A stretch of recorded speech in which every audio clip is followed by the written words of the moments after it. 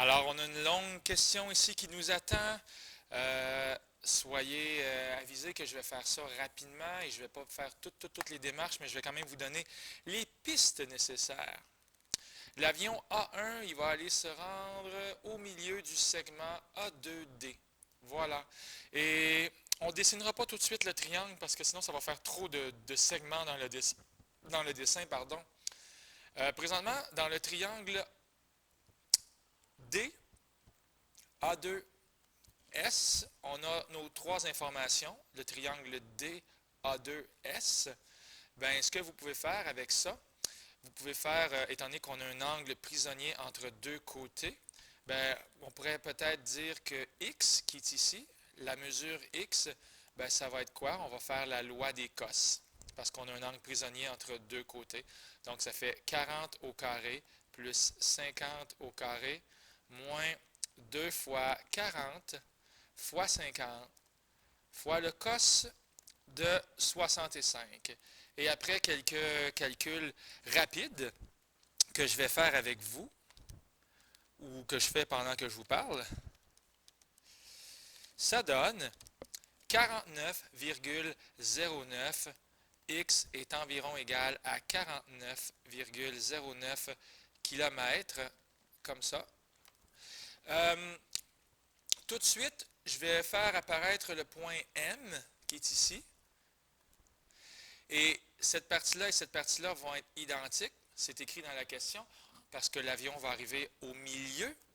Alors, juste pour ce petit morceau-là qu'on va appeler Y, ben, on va tout simplement faire diviser par 2. Donc, Y va être à peu près égal à, pour la valeur Y, on va obtenir 24,54, comme ça, kilomètres. En passant, toutes les réponses, je les store dans ma calculatrice avec le bouton Store parce que je vais m'en servir plus tard. Il ne faut pas oublier que le triangle final, ça va être lui ici, comme ça et comme ça. Donc, à la fin, on va avoir le triangle SMA1. Mais vraiment, on est loin d'avoir toutes les informations qu'il faut. Je vais partir à la recherche maintenant de qu'est-ce que je pourrais bien trouver, J'ai besoin de l'angle qui est ici. On va l'appeler la mesure de l'angle DA2S. On va avoir besoin de le trouver et on est toujours dans le triangle DA2S. Puis ça, on va pouvoir le trouver tout simplement en faisant quoi? En faisant la loi des sines du genre 40 sur sin de A2, 40 sur sin de A2 est égal à 50 sur sin de cet angle-là, mais je n'aurai pas besoin de l'écrire, est égal à 49,09 sur sin de 65. Ça, c'est ma deuxième étape. Alors, on va facilement trouver la mesure de l'angle DA2S. J'aurais pu écrire aussi DA2S, sin de l'angle DA2S. Tiens, je vais l'écrire correctement. Comme ça ici. Donc, sin de l'angle DA2S. Et finalement, après quelques calculs, ça va donner 40 sin de 65 divisé par 49,09. Et lorsqu'on fait sin moins 1 answer, ça donne 47,61 degrés. Donc, la mesure de l'angle DA2S est environ égale à 47,61 degrés. Alors, lui, je le connais maintenant, c'est réglé. Et je suis très content. Je pense que ce qui est réglé, je vais le mettre en rouge. Alors, ça, c'est correct. Ça, c'est correct. Et le grand côté aussi est correct. Maintenant, je vais pouvoir m'approcher du triangle final. Le triangle final, c'est toujours celui-là que je suis en train de souligner avec mon crayon. Mais pour l'instant, je vais travailler dans le triangle A2SM. Donc, dans le triangle A2S et M, donc le triangle en rouge ici, ben, qu'est-ce qu'on possède? On aimerait ça trouver la mesure du côté qui est ici. Donc, je vais écrire Z. Et on va pouvoir trouver la valeur de Z, encore une fois, avec la loi des cos, comme dans Z2 est égal à 50 à la 2 plus la fameuse valeur Y là, qui est ici de 24,54 à la 2, moins 2 fois 50 fois 24,54 fois le cos de 47,61. Comme ça. Donc, si je fais ça rapidement dans la calculatrice, je suis en train de faire ce petit calcul.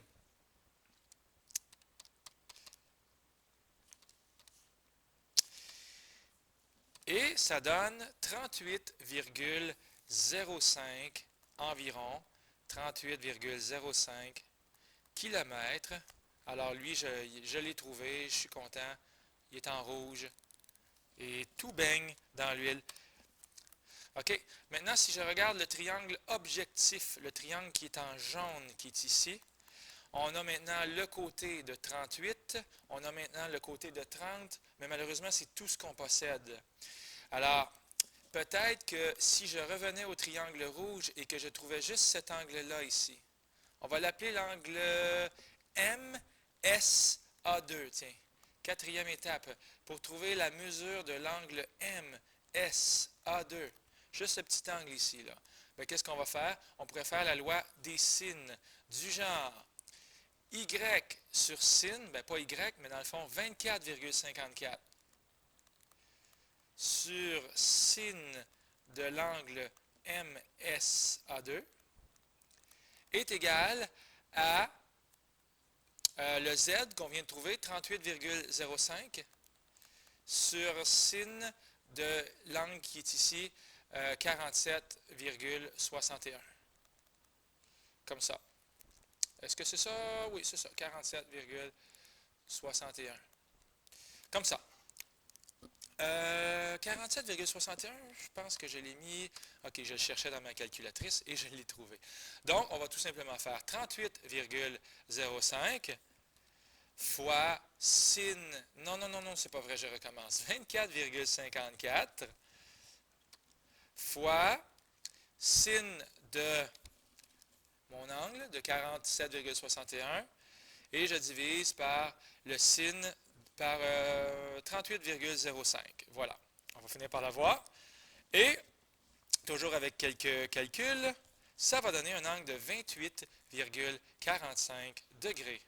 Alors, je proclame officiellement que la mesure de l'angle MSA2 est environ égale à 28,45 degrés. Et maintenant, dans ce triangle-là, qui est en jaune, on a nos trois informations, parce que maintenant, l'angle en mauve devient 128,45. On a 128,45 degrés. Puis, on a le côté, là j'ai peur de détruire mon dessin, mais j'y vais quand même. Je connais ce côté-là ici, et je connais ce côté-là ici. Et en passant, ce que je cherche, c'est tout simplement l'angle où l'avion va dévier. Alors, on cherche ici la mesure de l'angle M A1S. C'est ça qu'on cherche. C'est la mesure de cet angle-là. Alors, étant donné qu'on a l'angle de 128 degrés et les deux côtés prisonniers, c'est-à-dire 38,05 ici et 30, bien, avec la loi, là je suis rendu à je ne sais pas quelle étape, on va changer de couleur, tiens, on va y aller en bleu. Avec la loi des cos, on va l'appeler, tiens, on va l'appeler R, comme dans R à la 2 est égal à 30 à la 2 plus 38,05 à la 2 moins 2 fois 2, hein, j'ai bien dit 2, fois 30 fois 38,05 fois le cosinus de 128,45. OK. Alors, je suis en train de pitonner tout ça. Cosinus de 128,45. Et donc, après quelques calculs, on va trouver que la mesure de R est égale à, vous allez me laisser un petit 15 secondes de calcul.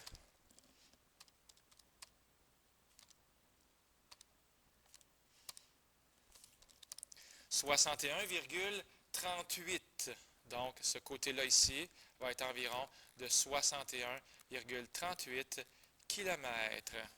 On va mettre ça dans la calculatrice avec le bouton Store, toujours. Alors, dans notre triangle final, on a maintenant 4 informations. On a les 3 côtés, on a l'angle de 128,45. Alors, avec la 6e étape, une simple loi des sines va régler le problème comme dans 61,38 sur sin de 128,45. Donc, lui sur sin de lui est égal à 38,05 sur sin. Et est-ce que je vais l'écrire correctement? Le sinus de l'angle